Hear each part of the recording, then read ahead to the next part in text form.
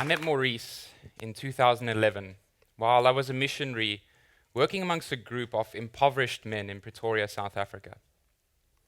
Maurice lived in the nearby township of Mamelodi in a shack that was tiny and was only big enough to just squeeze in a double bed. And he would share that bed with another man, and that tiny, tiny space cost him 500 Rand a month. To put that in perspective, what he was paying per square meter was on par with high-end homes in South Africa at the time.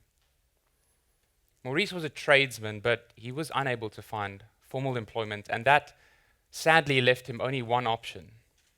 Every day he'd wait at the side of the road, hoping for someone to come by that was looking to hire an extra set of hands.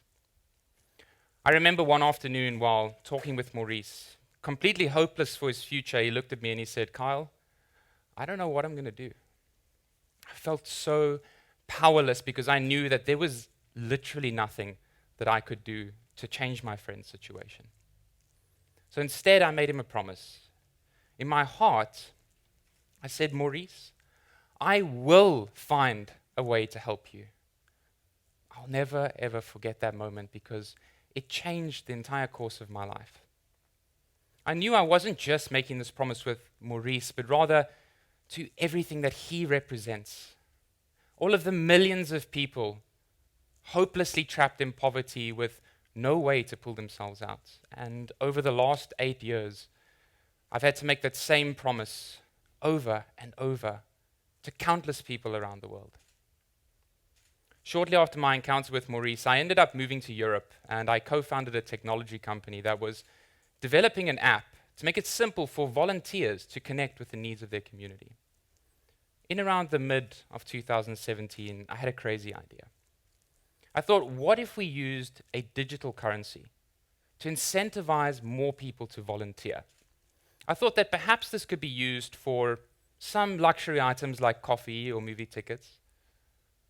But soon I realized that if this currency existed, and if it could actually be used for essentials like groceries, the abundance of available volunteer work could actually start to serve as an alternative job market capable of empowering millions of people with access to essentials, life essentials. As I let this idea reframe the way I looked at social impact, the problems that plague our communities started to look less like problems and more like opportunities. Imagine the impact if we could take the human potential that's currently lost to unemployment and channel that into neighborhood watches, or into community gardens, or even into maintaining our local infrastructure. Imagine the impact if every parent in this country could have some certainty that there was a way for them to put food on the table every day and feed their children. Imagine the impact this could have on the future of South Africa. What would that future look like? I believe that it's a future that's full of hope and full of opportunity, and that is a future that I want to be a part of building. So in March 2018, I resigned from my company, and along with my wife, we moved back to South Africa. We sold our car overseas and opted rather to ride bicycles so we could take that money and put it in to developing this idea so that people could have a way to earn an income through bettering their community. 6 months ago, we launched this currency in a small community near our offices. The process we took was quite simple. We would take funding from sponsors and use it to back a digital currency that we called the Voller. Locals in the community were able to earn the equivalent of minimum wage for taking part in social initiatives like cooking food in the soup kitchen or partaking in community cleanup projects. They can immediately then go and use this currency directly in local businesses, and those local businesses would finally receive the money that was backed by the sponsors.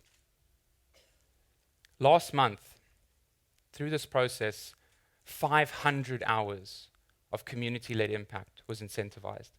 This created 10,000 Rand worth of access to essential products directly from local businesses. The process was so efficient that 100% of the funds that were sponsored reached the people and the community that needed it, resulting in 22 people accessing work that bettered their community, put food on their tables, and ended up doubling the income of 2 local businesses. This is one of those businesses 2 months ago, shortly after we introduced the currency at his store.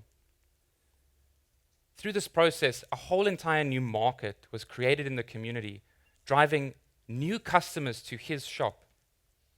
As a result, Uncle Stan went from this to this in 2 months. Imagine the impact that's possible.